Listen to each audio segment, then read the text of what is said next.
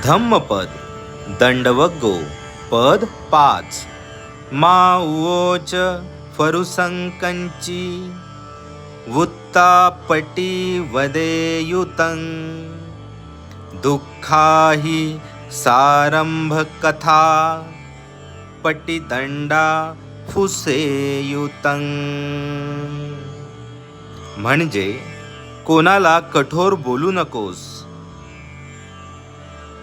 ज्यांना तू तसे बोलशील ते तुला प्रत्युत्तर देतील, दंड देतील. संतापाचे बोल दुःखदायक असतात. या उलट दिलेले दंड तुला दुःखी करतील.